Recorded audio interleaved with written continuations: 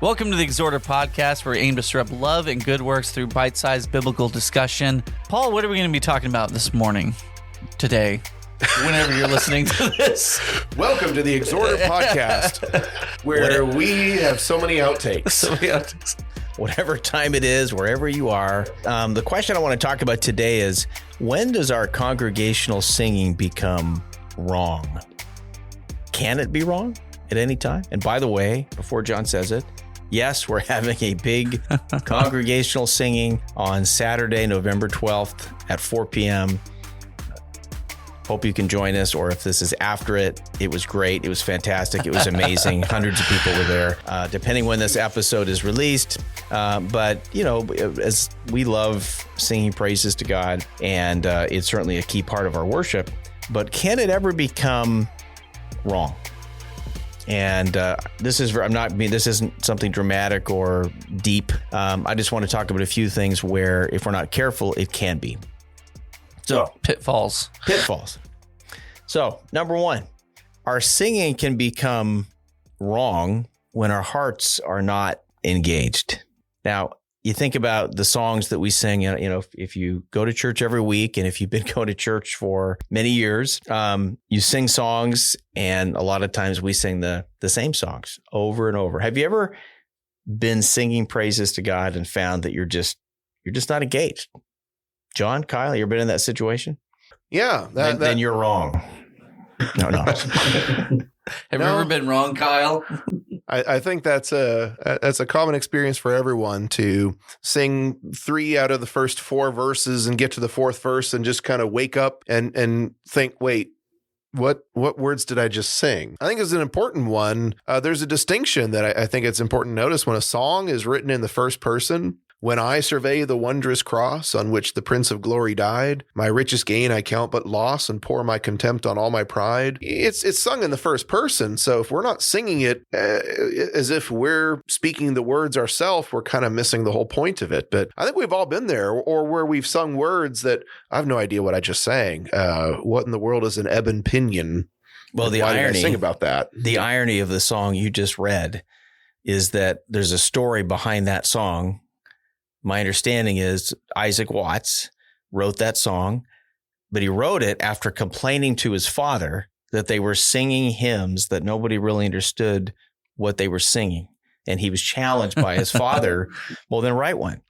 And so my understanding is, when I survey the wondrous cross, which is from the 1700s, was written really in response to a very personal song, like you said, but it was that very thing. No way, that's a coincidence that you brought up that song. Kyle. Thank you. I'll pay you later. Whatever. Gold star for the day. Well, We'll give the Holy Spirit an assist on that one. As a song leader, this is always a difficult one to do. The emotion. I'm always really wanting to bring in as much emotion to a song as possible, just so that we can sit and focus on it. Unfortunately or fortunately, a lot of the songs that have a lot of emotion are slower songs. They have some of the best poetic language, but we a lot of the times try to avoid the slow songs, or we try to speed them up. And that's kind of a catch-22 for me, because I usually love to lead those songs, but I'm always self-conscious that we're not really thinking about it. We're thinking about how slow it is, not the You're bringing words. up a point that I was curious if you have the same struggle that I do. Now, John is a singer. I'm a musician. All right. I'm a band geek. So I try to sing. John actually sings, but we both have a bit of a musical background to us. John, do you have the same struggle that I do? As far as answering your question, Paul, something that keeps me from being engaged with what I'm singing, sometimes I focus too much on the music side of it. You're jumping to my third point. So. Okay. So why does no one ever get the dotted eighth notes correct? We were in sync, but now we're not in sync. No, hold that thought. We're going to actually speak to just that in just a moment. But that may be a reason your heart could not be engaged. But we're focusing on emotion right now. Yeah, right now. I mean, just when our hearts are not engaged and we're singing, I'm thinking of Ephesians 5:19. And, we talk about in churches of Christ and in the Bible, we read a cappella singing. We don't read instruments, and we talk about that a lot. But Ephesians 5:19 talks about speaking to one another in psalms and hymns and spiritual songs, singing and making melody where? With your heart to the Lord. So your heart being engaged, as talked about in the scriptures, is a key part. But if our lips are engaged and our hearts are not, our worship is in vain. He goes on to say, always giving thanks for all things in the name of our Lord Jesus Christ. And so when we're coming and doing that, I've been guilty of, singing a song from memory or we just kind of go through the motion and realizing about halfway through, I haven't even really been thinking about what I'm singing. But you know what? I've sang it for years. It's the same song that I've done many times. I know that I'm not alone in that. So it takes effort to be engaged in what we're singing. Yes. I was waiting for that. John, thank you for affirming that. So I guess one question might be, how do we be diligent and intentional to engage our hearts when we're singing praises to God? And because both of you also are song leaders at times, I'm going to put this on two sides. Thank you for saying that. You are, because I'm never a song leader. He added at times. Unless it's in desperation and nobody else is there. What can we do to be diligent and intentional, whether you're singing or whether you're a song leader? I always encourage song leaders. I know there's this emphasis on everyone's hungry for lunch. By the time we're getting towards the end, they don't want the sermon to go too long, things like that. But I get that. So let's not stretch it out needlessly long or tiresomely long. But I always encourage song leaders that look over the words yourself. And if you think there's something that is worth even just 20, 30 seconds about the song, to help the congregation engage with it. Emphasize some of the poetic images that are in the song, or emphasize this song is a powerful song, rejoicing in our salvation, or this song it's meant to be slow and with feeling because it's about the experience of Jesus on the cross. Or, I just like the idea of song leaders taking a moment to highlight some of the important features in the words of the song and trying to help the congregation be engaged. I will admit, sometimes I laugh because some of our hymns actually say that in the music, sing it slowly and with feeling, as opposed to the last song that we sang fast and with no feeling. But this one put feeling into it. So. Right. It's difficult as a song leader because you're trying to take that idea and kind of stretch it across multiple songs, right? You want every single song to be impactful and to be praise to God. And so a lot of the times you have songs you think are better or more feeling than other songs. And so you have do you have filler songs? Well, I like what Kyle was saying, though, I think is if you actually say a few words about, hey, this is what this song is about. I appreciate I was kidding with you about the son as I read that, but at the end of the day, why are we here? And if you say a few words about what this song is in the context, that's what you meant. And I appreciate that. We have a song leader here that will often point that out when something is written in the first person and emphasize that be sure you're singing this as if you're saying these words. I always appreciate when that's pointed out. And it's kind of a catch-22 with the overhead projection. I love it on the one hand because our eyes are up front. We can follow the song leader a little better, but we only see, 2 lines of lyrics at a time. And so we still have the songbooks. We still have the hymnals in all the pews. So when a song is announced or it's up there on the board, you know what songs are coming up in the worship service, maybe pull out the songbook and glance at the words yourself in advance. I think another piece of this, and when singing becomes wrong, and it kind of goes along the same line, is if it's just checking something off the list. Come to church, I gave some money, I listened to a sermon, I'm obligated to sing some songs, I took the Lord's Supper, I bowed my head in prayer. Okay, I got all the components to worship. Okay, we're good. I've taken care of it. And sometimes that's how it is. It's an obligation. It's something we do. And, we talked about the singing coming up on Saturday, November 12th. We're excited about that. And maybe it's a question for, if you're listening to this, how do you view the worship? How do you view singing praises to God? And it may depend sometimes on how you feel that day or the songs that are being led, or as Kyle said, if they're introduced and put in context, it helps me to think more about what I'm singing. But if it just becomes something on a to-do list, an obligation that, well, yes, we've got to be here, but it's not a joy and a blessing, then I think we need to take a look at what we're doing and why. We've stopped really doing what God has asked us to do, which is worship in response to the love and the grace that he's given to us and just going through the motions. I want to just finish one last thing that relates to song leaders. And this is from me, who's not a song leader. So forgive me for being the one who's not up there. But if I was more talented, I would be up there too. I do think that we need to really think about the songs we select. There are times that if you get in a rut, and by that I mean you pick the same songs and it's okay, what are we looking for? Flip the pages, an invitation song, and there's a particular song that really, is it impactful? Is it meaningful, or is it not? Personally, I love when we introduce a new song that we haven't sung before. I love it when we talk about it and there may be a scripture behind it that helps us think. I like it because it can become rote. It can become repetitive. And I find myself, especially if you're singing a song that has words that are primarily King James language, and I'm not saying that's wrong. I'm just saying that a lot of, say, a visitor's coming, or even our kids, ask them sometime, you probably have in class, what songs do you like to sing and what are those that you don't? More often than not, something I understand, something that has emotion that means something to me. But when I sing a song and yes, we can do the research to understand the words. I'm not saying that an old beautiful song that has words that we don't use anymore is a bad thing, but I think we need to make sure that we include songs that are meaningful, that are new, that are impactful. Well, that begs another question, maybe for a future episode. Would it be possible? Would it even be conceivable to conclude a worship service without an invitation song? That's inconceivable.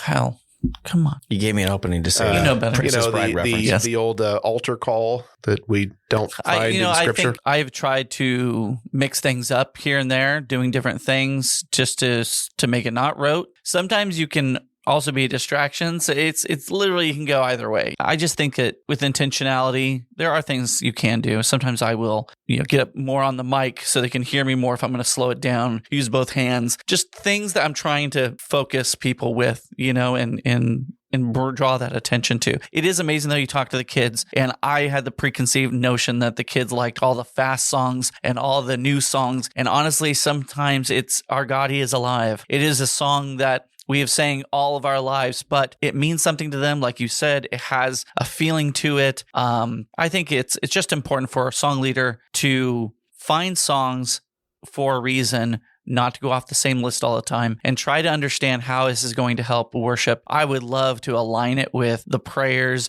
or the sermon, things that, we don't always have the time to know what the sermon's going to be about or things like this. But I love devotionals for that reason. When devotionals are all the scriptures, all the songs are aligned, you can't not help but know and think of the focus of that night. So I think just intentionality is probably the biggest thing that a song leader can do. And then for a congregation, I'm sorry, you gotta be intentional as well. There's only so much a song leader can do to get you engaged. Right. Well, I like what you said about a theme. And some of our song leaders have gotten up and said, hey, the songs that we've been singing about today, we're singing about heaven. And even as a participant in worship, if one of our men is leading a prayer, after that, it makes it easier for them to focus on some of the words of the songs that are themed a particular way. So there's no one way to do this, but I do think intentionality is a key part of it, not just going through the motions.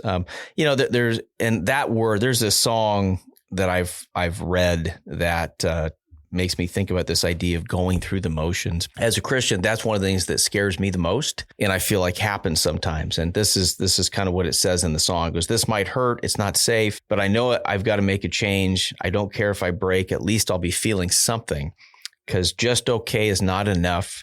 Help me fight through the nothingness of life. I don't want to go through the motions. I don't want to go one more day without your all-consuming passion inside of me.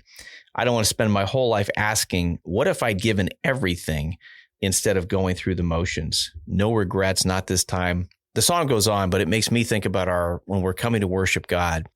This shouldn't just be checking off the box. This just shouldn't be. I've been at some congregations where I arrived at church, and I was one time. I'm not going to name the place, but I arrived late. Service didn't start on time. A song leader showed up, literally picked up a song book and was literally picking the songs on the fly. And it just seemed almost so nonchalant, like no thought had gone into it. That's how the worship felt. So being intentional, this isn't just a to-do list. This is something that is important. Can I give a quick PSA as a song leader? If I'm feeling a lack of feeling in a song, there's one or two people I look at.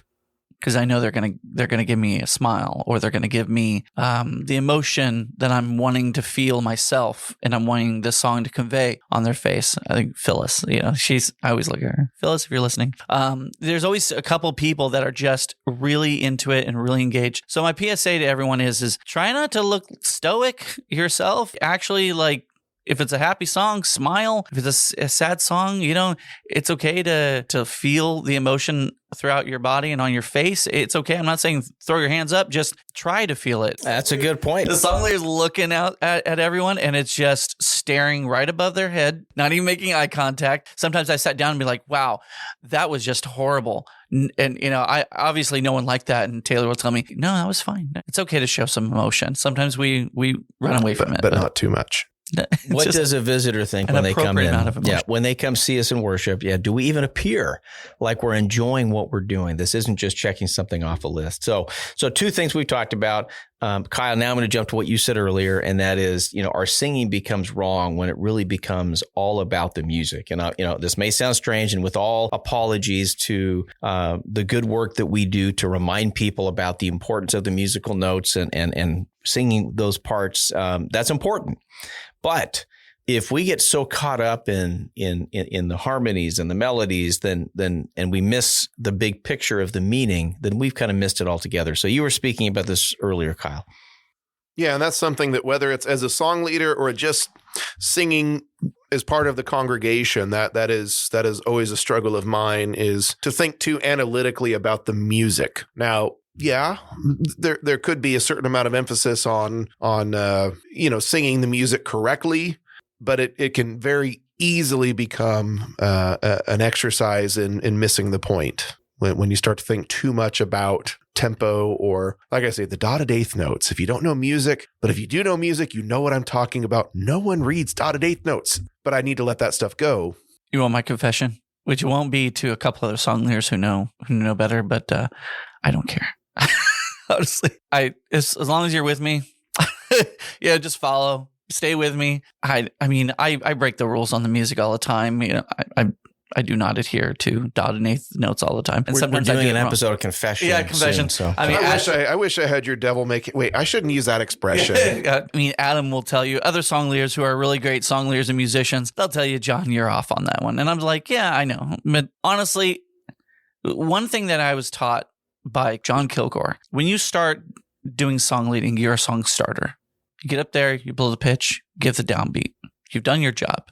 You're starting a song. The goal is to progress through life until you're a song worship leader. That is when you are actually able to worship with the congregation, with all of the mechanics aside, get past all that, and actually worship with the congregation. It's very difficult to get into that mindset, because as soon as you start getting into that, you start getting really sloppy with your hands, and you start losing all the other stuff. So that's always been my goal, is to try to get to that point. And sometimes in some songs and some days I can get there and I'm worshiping along with the congregation. But I see a lot of those mechanics as sometimes holding me back from actually worshiping with the congregation. And so I've developed a make hair attitude sometimes, because I just don't want that holding me back. I want to feel and I want to be with the congregation. And because there is a certain amount of musicality that should be there, because if you're not anywhere with even in the same ballpark as the correct pitch, if it's too low, the basses can't sing that low, or if it's too high, you get the the altos. They also complain about low, or if it's too high, sopranos are, they can't hit the high notes or tenors. So it's like, you got to be at least in the ballpark of the pitch. If the tempo's way slow,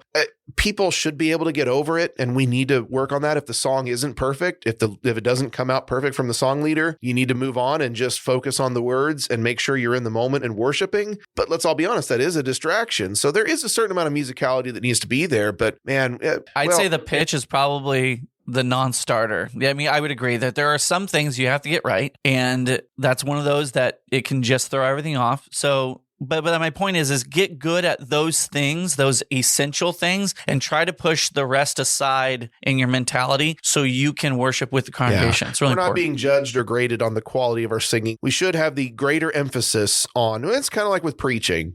All right. I try to make the best effort at presentation as I can, but I don't want to emphasize presentation over substance. I think you need to work better. I'm sure. No, you should probably care about both. No, just wait. You got the haircut. You're good. Here's my PSA to song leaders. Yes. Know your congregation. I've been at small groups where it was an attempt to lead a song that has an alto melody.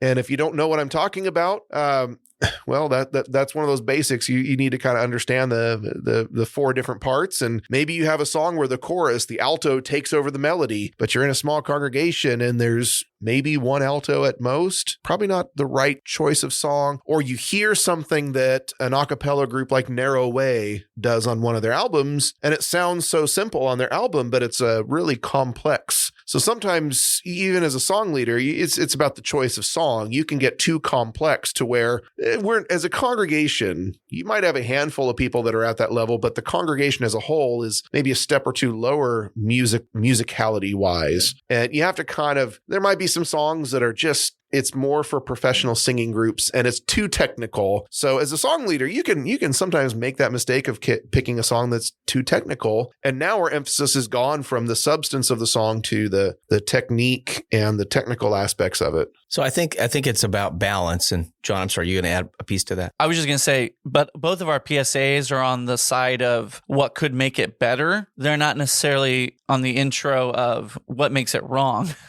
I wouldn't say those make it a unsatisfactory worship to God. I think those can make or break in some people's minds and hearts. But I don't know, when it's a song where it's too confusing for the average churchgoer and everyone's lost, no one's mind or heart is in the right place. And that's, like I said, it's a little more on that side. Yeah, but I see your point. So I think the point of it is important. So we don't want to say that's not important. Somebody once said to me, the tone of the music should simply inform our hearts about the meaning of the words, right? The tone that's not the primary.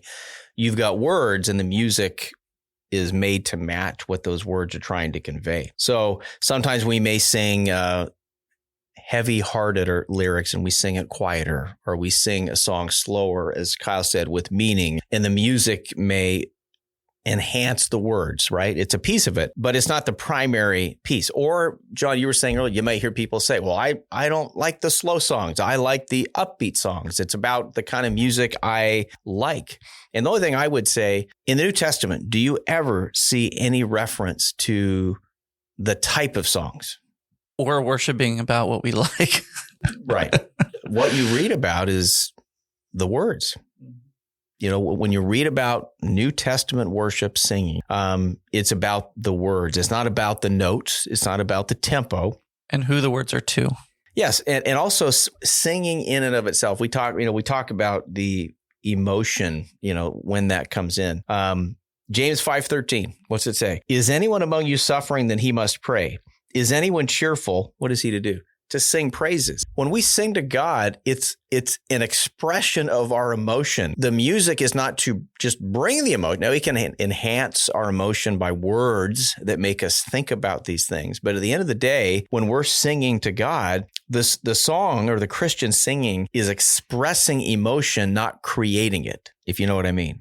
We have the emotion already there, but it's reminding us of it, and we are responding to what God has done for us. And so we express gratitude. We teach each other. Ephesians 5:19, Colossians 3:16 talks about the words that we sing are the most important part. I'm not saying that these things don't influence. We want to make sure that we do things intentionally, like we said earlier. But the leading factor should be, what are the words that we're singing? And which does go back to, it better be meaningful. It better be something that is responding to what God's done for us. But at the end of the day, the words that we sing is what should be it should not just be about the music. And scriptural. Yeah. I mean, there's a lot of newer songs out there.